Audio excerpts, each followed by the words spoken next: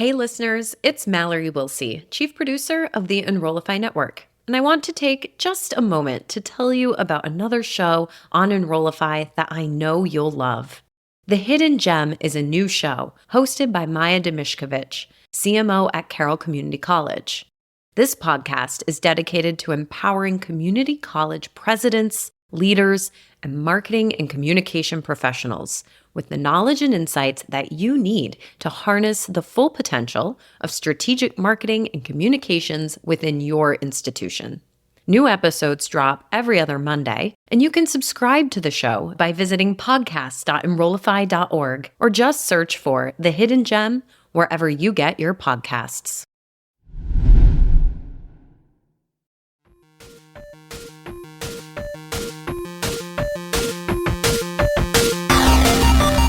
Welcome to the Hired Geek Podcast, where we explore the impact of EdTech on the student experience with engaging, fun, and relevant conversations that honor the wide range of work happening all across the higher ed ecosystem. I'm your host, Dustin Ramsdell, Community Engagement Lead at Pathify. Join me every week for discussions with some of the best minds in education technology. The Hired Geek Podcast is a proud member of the Enrollify Podcast Network, a robust collection of shows designed to help higher education professionals like you grow every day. Explore all of our other shows at enrollify.org or check out some of my personal favorites linked in the show notes below. Enrollify is made possible by Element451, the leading AI-powered all-in-one student engagement platform helping institutions create meaningful, personalized, and engaging interactions with students. Learn more at element451.com. Hello, everyone, and welcome to this super special bonus episode of the Hired Geek Podcast. So I am very happy to be welcoming Ardis from the Element451 team to this episode. As kind of the general scope of it will be kind of sharing our excitement and kind of what we'll be doing at the upcoming ASU+GSV air show in particular. But I know, Ardis, you've gone to the kind of proper ASU+GSV summit before. I've not been to anything that they've put on. I've always kind of looked on from afar and excited to be at least a little bit more kind of closely acquainted with what they are kind of bringing people together for, especially with AI, that I feel like I'm, finally going to be diving in the deep end. I've been kind of dipping my toes in for a bit up to this point. So, we'll both be there recording and doing content creation, but you've kind of got a couple of different hats that you're wearing. So we'll kind of talk about all of that. But I guess to kind of set some context, since you've been kind of part of this world before with the ASU+GSV, and now I think that's just going to be kind of encompassing a lot more with this air show. But what's that experience like? What do they kind of focus on? What do they talk about? Just any reflections or anecdotes, I guess, from your experiences with this event before. Dustin, it's a great event. The venue and the place, San Diego, amazing time to be there during this time of the year. For those of you who don't know, and if the audience doesn't know, the ASU+GSV is Arizona State University and GSV Ventures, Global Silicon Valley Ventures, have kind of come together and put this event a few years ago. That it started as the summit. Basically, it started as an innovation of EdTech, education technology. So kind of bringing in the institutional education technology side and the venture capital side, bringing those things together and having a summit. So this is where a lot of CEOs go and a lot of EdTech fundraising. So it's basically the who's who in EdTech at the summit. Last year, I was there and it was an incredible, huge event, 7,000 or 8,000 people plus. The lines were around the corner for, as we know, 2023 was AI year craze, and the lines were around the corner for anything with AI in its name. People were waiting an hour, 2 hours outside of those, rooms and sessions. So because everybody just needed to know what the hell is going on with this thing we call AI. So this was in April of last year. And then now coming into this year, they realized this is much bigger. So we need to provide a space and a voice to companies. We need to kind of expand how companies are showing up, but they also have a place where other folks can come in without having to crash the main summit. So they formed the ASU+GSV Air Show, which is interesting, right? So in itself. And Element451 and Enrollify will be there. Element will be participating as one of the EdTech innovation companies. And I'm going to be presenting one of the sessions, plus, presenting Element on stage as well.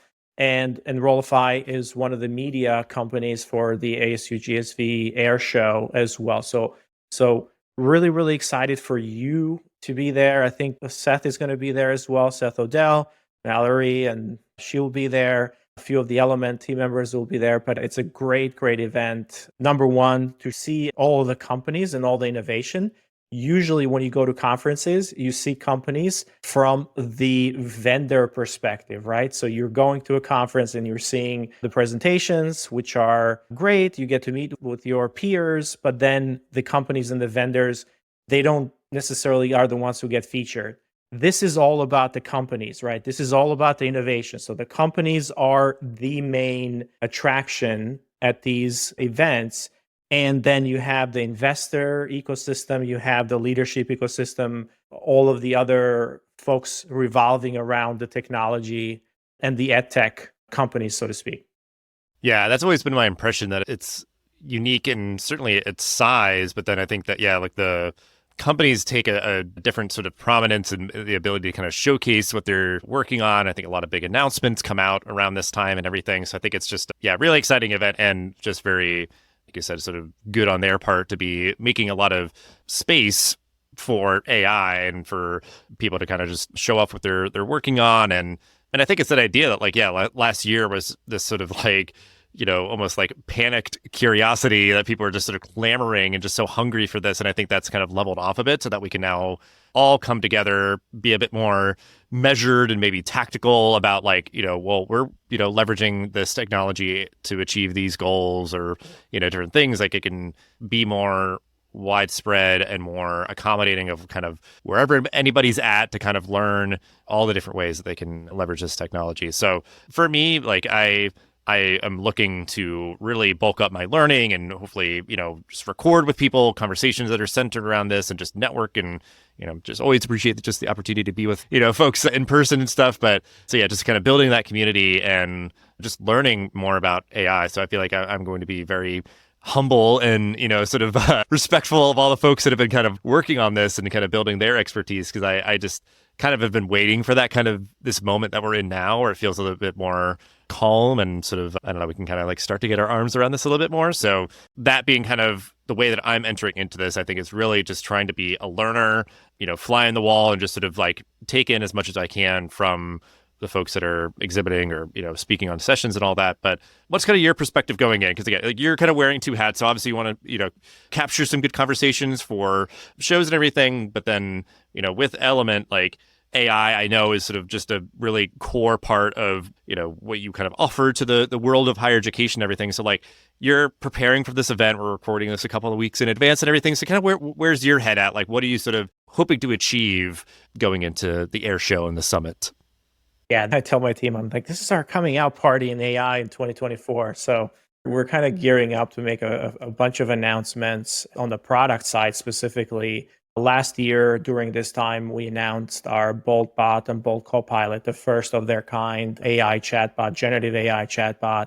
And Copilot was the AI assistant for doing copywriting and some campaign building. Since then, we've been progressing these platforms and these tools quite a bit. And now we're at a point where now we have built an actual bigger platform that we're unifying all of our AI under what we're calling AI assistants. So essentially, we are planning to announce and release soon after the AI assistants for education platform that sits on top of Element.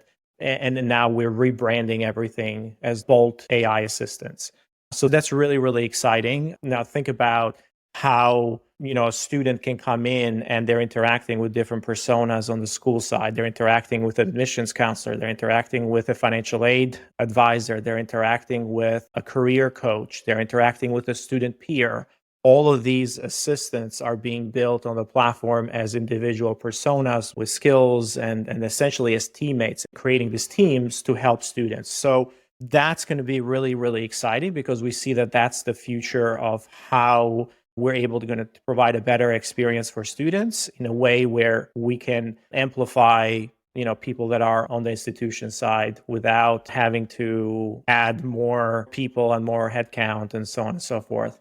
And we're doing the same thing from the staff side, right? From the productivity side. So as a user of the platform, you also need other AI assistants. You need a copywriter, you need a designer, you need a strategist. So all of these are being built as personas that you can interact with in a conversational way and build campaigns, build landing pages, build strategies, pull knowledge out of the knowledge bases. So it's an AI assistant ecosystem or family that we're building and announcing. Very, very exciting. I think it's something that you're seeing from other companies that are kind of cutting edge as well around this notion of AI agents and AI assistants becoming how you package software nowadays. So, I get really excited about this as obviously we've been working on it for a little bit, but this is really, I would say, cutting edge, like literally bleeding edge, right? As we're building this, we have maybe a few more days until the show, and we're still like, we're going to deliver this and we're going to deliver that. So it's really, really exciting.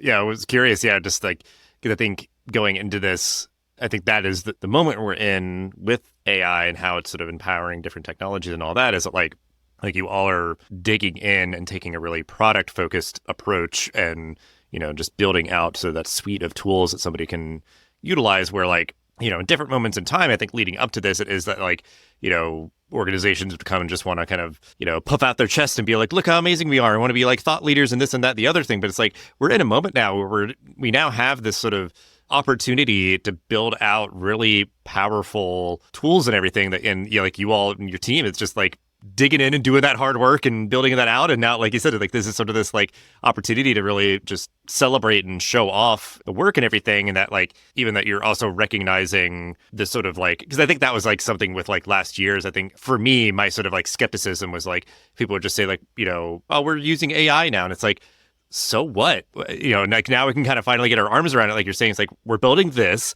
This is how you use it. And this is the outcomes that you're seeing with like, it's just much more tangible. It's much more relevant. It's much more clear than I think it has been in the recent past. So I think just for folks to just be aware of that and looking out for, way more details on those things is exciting. And I think that, that like there obviously will be on the show floor and the session and just out and about and being able to kind of talk that up and connect with folks in all those different places is really exciting.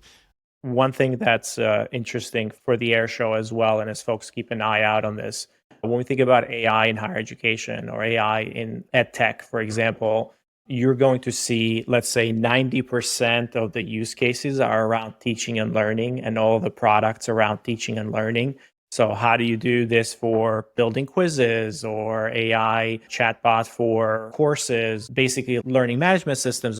So there's very, very few companies that are actually building AI products for, the student experience and for essentially this core workflows that are in higher education for productivity or management or, marketing automation. So there's very few companies that are building around that. And there is a reason for that, right? There is a reason because adopting these products in higher education can be very, very tough in terms of ripping and replacing other solutions. And it can take a really long time. Whereas if you're coming at it from the teaching and learning, there's not a lot of infrastructure there. So it's like, oh, we have a different way of thinking about how to deliver an English course or how to deliver quizzes or whatever. And that's faculty led or that's perhaps kind of teacher led. Whereas, bringing in solutions that are going to be for productivity and student experience, there's a lot more hurdles to go by there. So folks are not innovating as much in this space in higher education, but you're seeing this innovation happen outside of higher education, and the rewards and the outlook is tremendous. So what the market, is seeing there. If you've been following what's kind of trending, one of the companies that's been everywhere and everybody's talking about, they have a product, what they're calling the first AI software engineer called Devin. And this AI assistant, basically you can just give it a goal and it will go ahead and do the research for you, just like a software engineer would. It would go and research, it would break down the problem, it will research, it will write the code for you, it will do the testing of the code, and then it will actually build that concept that you provided to it as a piece of software. Now, it's not quite there yet, but that is the manifestation of how we're, like I said, we're going to package software in the near future is going to be around this AI assistance. Hey, I need certain capabilities and I'm going to deliver it as kind of an assistant. So this idea of packaging these products as assistants makes a lot of sense, but we're not seeing a lot of that in higher education right now, especially on productivity stuff or even the student experience stuff. It's mostly around teaching and learning. So I'm hoping as we go through the show that I'll see a lot more companies innovating in this space for sure, because I want to see what my peers are doing as well. We've charged ahead quite a bit, and sometimes we just need to kind of understand what's going on in the ecosystem. As you know, one of the things is higher education just doesn't absorb tech very fast. It takes a really long time. So you can have the most innovative products out there, but it's going to take years before institutions adopt them. Yeah, well, I think that's what's kind of interesting. I saw that as I was sort of perusing some of the air show like materials and stuff of like speakers and sessions and folks and organizations that are going to be in attendance and stuff, is that like, yeah, a lot of it is teaching and learning. So I think that also is just like, I mean, with like K through 12, that's, exactly kind of a big primary focus for them, less so on maybe some of the like student experience stuff and everything. But, I think that is like a supply meeting the demand kind of piece. But yeah, with some of the other higher ed tech, certainly like student experience and everything. And then, like you said, sort of culturally, the pace of adoption, there's not going to be as much demand sort of front loaded. But then like, I think just a couple of thoughts, I guess, on what you said is that like, I think being kind of a trailblazer in this regard, like there's always just kind of benefits of like, okay, well, we've been working and building on this for a while, maybe earlier than some other people thought was like necessary. But then like other people are going to be playing catch up because they're like, oh my gosh, like everybody's demanding this. And like, we've got to, try to meet that. And it's like, hey, well, we were here years ago, like we're kind of, early adopters or whatever, but months in the AI case for sure, because it's going so fast. Right. Yeah. And like, so I think that idea of like, yeah, you might skim, and see that like, Element is one of few in sort of its own category of the kind of group people at this event. And that, like you said, is like, this could be a good opportunity to just kind of like, show off, interact, get some feedback, and then just like be able to see what other people are working on or thinking about, whether it's the sessions or the, like I always like walking the show floor and just like talking to people and, just that's when some kind of cool opportunities and ideas can happen. But then, yeah, just those like, the happy hours, the networking and all that. It's like you just are kind of, having those opportunities to, just drive kind of the thinking and the sort of mindsets that people have around this forward. Because I think my take is that like you said, there was this sort of clamoring for knowledge and for some of those sessions and everything. But I think just like having spaces like this, where it's just like, okay, let's all just come together and talk about AI versus it being kind of like in some sessions and some not. And like, it might be still just like things are very ambiguous. Like we've got to kind of come together to kind of help like demystify all of this and like, show off particular tools and what kind of is, the thought process that went into kind of like what you're getting at of like how you're building this, how it's used and all that. So yeah, I'm very eager just to see kind of what the energy is like, like kind of what the vibe of the whole kind of event is going to be like. I would hope that it's much less of that sort of anxious curiosity and much more of a just sort of like excitement and optimism about this like just new potential and everything. So I think, yeah, those things that you mentioned are absolutely what I would hope for anybody. It's just that we're getting to a point where we can create higher quality things more efficiently and as humans spend time on the like complex things that require our attention. And like the dabbling that I've done is around like with this podcast and different things, like being able to get just like good ideas for titles and stuff. Cause it's like, I've been doing this for a long time. I can't always come up with like witty titles for every single episode. And so it's just like, it's just helping me. I'm still choosing and, kind of refining all this stuff, but it's like, it helps me to be able to like, just not have to worry about so much of that and worry more about like the thing that I enjoy doing and trying to create like better quality conversations and all that. And then like on the back end, it's like, yeah, we're going to, do the adjoining blog post in a far more efficient fashion. And that's been super helpful. And I've been getting into a good routine with that of like getting in some of the other stuff I do around just like, summarizing transcripts of interviews that I do that I want to do for like a case study or something, like different things depending on what hat I'm wearing that day. But because I think it's, yeah, like content creation, freelance stuff. It's my day job. It's all these different things. It's kind of now just starting to get into, my routine for all of the things that I do.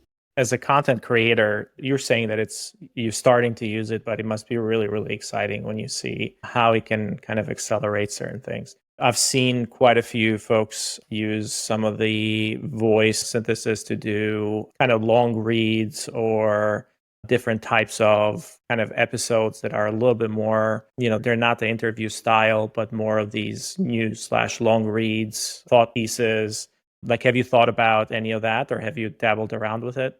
Yeah, I think that's like the next frontier. And those are like things that I will be because I've seen like podcasting enter the education space, whether it's like obviously people like myself that are just like making a show to kind of just drive conversations, and then like other people who are incorporating podcasting into curriculum of like audio content as like just another modality for learning content in a course, or how do we educate the next generation of podcasters? And it's like, K through 12 folks utilizing different tools that help, the youth build the skills that they need to be content creators, because that's kind of, what everybody wants to do nowadays. But yeah, I think the next frontier is, if I create a written piece of content, can I create like an adjoining audio read of that? And you see like a lot of podcasts like the Daily will do like the Sunday reads, where it's like, somebody who wrote a piece for, the newspaper, they want to be able to deliver that in a way. And certainly there's an accessibility component to that as well. If it's like, I want to consume this in this way for, whatever reason it might be, but it's like, it's the author's voice or whatever, like it's me reading it to you. Like, and that is something that is really exciting. I've honestly been getting into it like manually, where I'm just literally like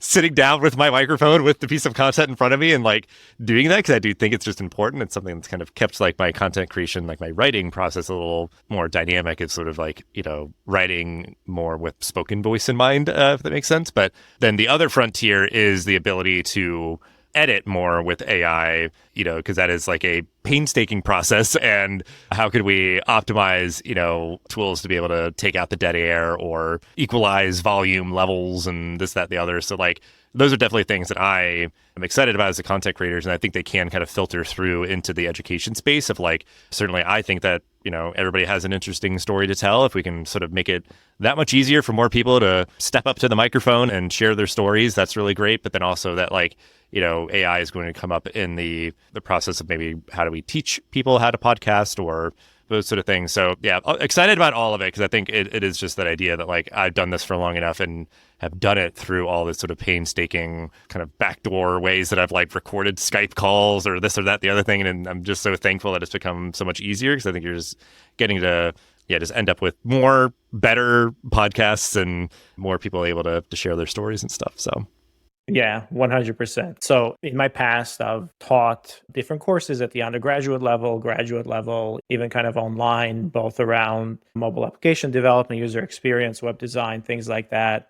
And one of the most painful things to do is how do you put that content together, and then how do you even asynchronously put video together? So you have to do it a certain way. I got to tell you, I put together a prompt engineering course as we were putting all these webinars together. I'm like, hey, we got to do this course. And man, I do have to, like, it was such a lifesaver using a tool like Descript, for example, which it does exactly what you're talking. You're essentially editing text, but it's editing the video and the audio at the same time. So I don't touch the video and audio. I just edit the text because it transcribes everything.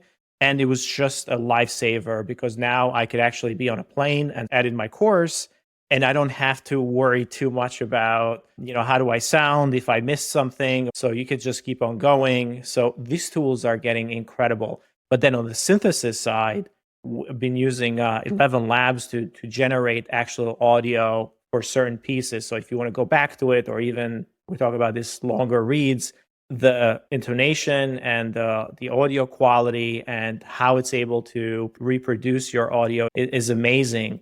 Imagine like going back to an episode and it's like, oh shit, I forgot to do the pre-read, or I want to change something. It just becomes really, really difficult to do that. One of the use cases, it's for lectures, for example. It's like, okay, I'm not going to have this professor. Imagine now giving that professor and saying, okay, I need you to read this 20 minutes. I'm going to replicate your voice. And I'm actually going to use it for all your lectures going forward. And I can make changes to it, as content keeps up to date and we move that forward.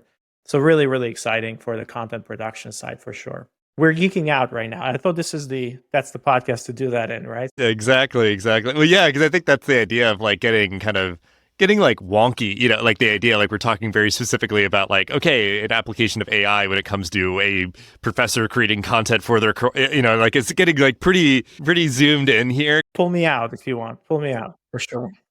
Yeah, like they're the life preserver here. Because I think we'll wrap up here in a few minutes, and I think there's really exciting developments, and I think those are some of the things that I'll definitely like. If I see something around like AI, podcasting, audio content, and learning or whatever, like that'll be amazing. But certainly, I think we're both, like you said, kind of looking for creative stuff that folks are doing in the student experience space, or the enrollment marketing spaces and all those sort of things. And so I think this will be a really great opportunity just to, certainly for me, build my knowledge in the AI realm as it comes to higher education. Obviously, both of us will be there. Would love just to meet fans, folks just like listen and they want to come and say hi. If they want to do interviews, we'll both be available. But then certainly, you'll be showing off some great stuff and making some announcements on the Element451 side. So all of that to look forward to.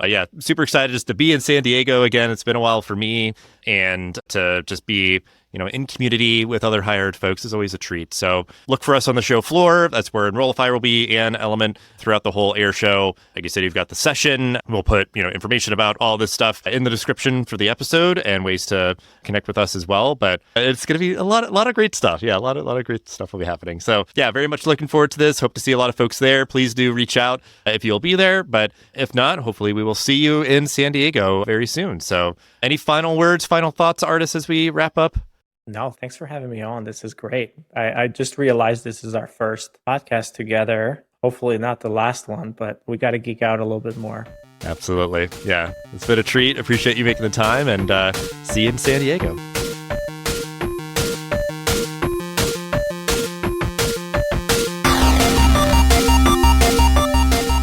The Higher Ed Geek Podcast is a part of the Enrollify Podcast Network.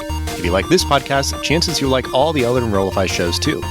Our podcast network is growing constantly, and we've got a plethora of marketing, enrollment, and higher technology shows that are jam-packed with stories, ideas, and frameworks all designed to empower you to be a better higher ed professional. Our shows help you find your next big idea and feature a selection of the industry's best as your host. Learn from people like Jamie Hunt, Seth Odell, Dave Kibbolds, and Eddie Francis, as well as so many other of your favorite leaders in higher education. Enrollify is made possible by the support of Element451. A leading AI-powered, all-in-one student engagement platform helping institutions create meaningful, personalized, engaging interactions with students. Learn more at element451.com.